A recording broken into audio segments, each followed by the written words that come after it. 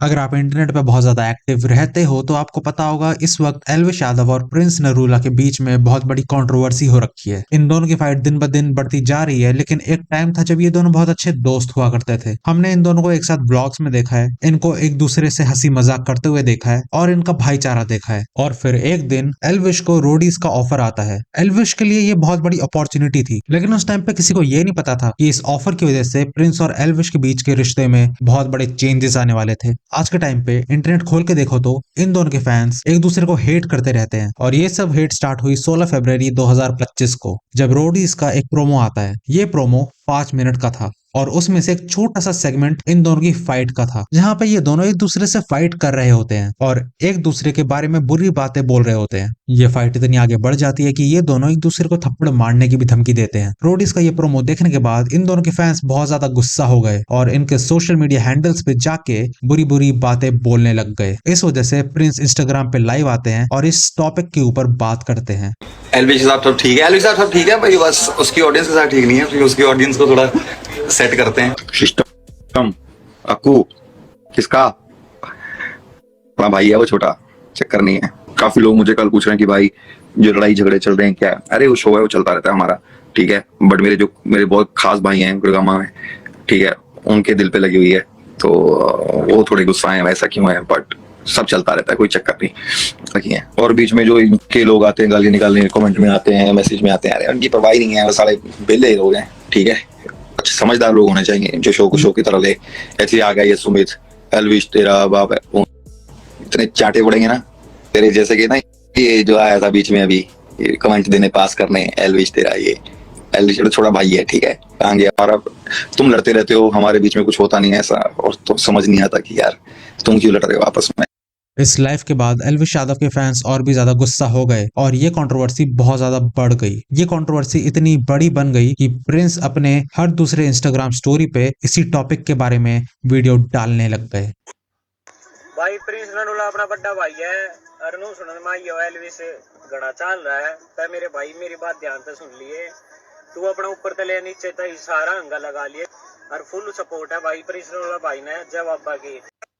भाई कमाल है, कमाल है, कमाल है जनता भाई। एक बंदे को तुम फॉलो कर रहे हो ताकि पता लगता रहे वो किस टॉपिक पे बोल रहा है और हम उसको गालियां देंगे उस टॉपिक पे। ये कोई कमाल वाली बात नहीं है, ये बा कमाल बात है, क्योंकि जिस हिसाब से मुझे समझ में आ रही है कि तुम्हें पता है कि तुम मेले हो, लेकिन तुम और इस बीच हमको देखने को मिलता है कि प्रिंस और एल्विश ने एक दूसरे को इंस्टाग्राम से अनफॉलो कर दिया। दिन ब दिन फैंस का गुस्सा बढ़ता जा रहा था। लोग इस टॉपिक के बारे में ट्वीट्स कर रहे थे, अपना ओपिनियन बता रहे थे, और एल्विश और प्रिंस के फैंस एक दूसरे को गुस्सा कर रहे थे। और इस सब के बीच एल्विश यादव की ऑडियो क्लिप एक्स पे वायरल होने लग गई। भाई वैसे तो मैं कुछ बोलता नहीं हूँ, क्योंकि अगर मैं कुछ बोलता तो गलत इन्फ्लुएंस हो जाते हैं लोग, तो इस वजह से मैं कुछ बोलता नहीं। बट स्टिल भाई पिछले 3 दिन से मैं देख रहा हूँ कि भाई लाइव में आके दी और फालतू में आके उंगली करे जा रहा। इसे वापस हेट मिलेगी और आके कहेगा कि उसकी आर्मी ऐसी है, यो करती है, हेट देती है। भाई आर्मी खड़ा नचा देती है, समझ में आ गई। अपनी गैल 2-3 लॉन्डो को बैठा के गणा बदमाश समझ रहा है क्या अपने आप को, उसके बाहर भी दुनिया है। इस क्लिप के बाद लोग और भी ज्यादा गुस्सा हो गए, लेकिन एक्चुअल में असलियत बहुत अलग थी। ये audio clip actually Elvish Yadav की नहीं थी। ये क्लिप उनके एक फैन की थी जिसकी आवाज उनसे बहुत ज्यादा मिलती है। भाई कल मैंने एक ऑडियो पोस्ट की थी ट्विटर पे, तो उसको एज अ कंटेंट यूज़ कर रहा है भाई। वो मेरा पर्सपेक्टिव था, एल्विश भाई जैसी मेरी आवाज़ है, ठीक है, और मैं थैंकफुल हूँ कि भाई उसकी जैसे मेरे को आवाज़ मिल रखी है, तो उस चीज़ को गलत वे में यूज़ कर रहे हैं।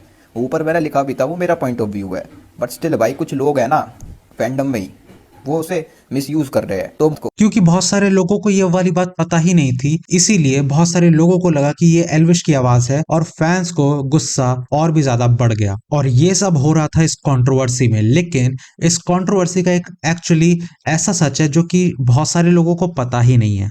17 दिसंबर 24।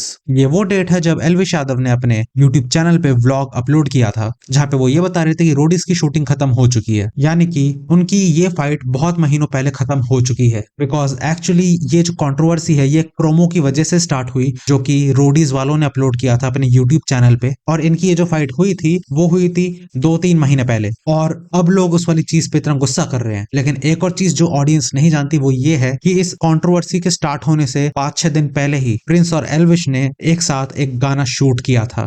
हम लोग आ रखे हैं गाने के शूट पे। डांस थोड़ी करा रहे हैं मेरा यही है घूमने का तू पूरा सिंक है वो पीछे भाई ओह माय गॉड भाई क्या कर रहे हैं हम इधर?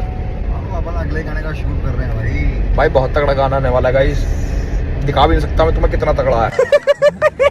इसे साले को यही मार देते हैं। ये देखो ये भी खा गया। व्लॉग में हम देख सकते हैं कि ये दोनों एक दूसरे से बहुत अच्छे से बात कर रहे हैं और लग ही नहीं रहा कि इन दोनों के बीच में अभी भी कुछ दुश्मनी है। तो इसीलिए मेरे मन में अभी 2 चीजें आ रही हैं। उनमें से पहली चीज ये है कि इन दोनों के फैंस फालतू में फाइट कर रहे हैं और एक्चुअली इन दोनों के बीच में कुछ बुरी चीजें है ही नहीं, ये दोनों अभी भी दोस्त हैं। और दूसरी चीज जो मेरे माइंड में ये आ रही है कि हो सकता है ये कंट्रोवर्सी इसीलिए क्रिएट की गई हो ताकि वो अपना गाना को प्रमोट कर सके। लेकिन वहीं पे दूसरी तरफ मेरे मन में ये सवाल आता है कि इन दोनों ने एक दूसरे को अनफॉलो क्यों किया? क्या वो भी एक सोची समझी चाल थी या फिर ये दोनों एक्चुअली अच्छे टर्म्स पे नहीं है? खैर आपको क्या लगता है नीचे लिख के बता देना और मेरी आगे आने वाली वीडियोस के लिए वेट करना।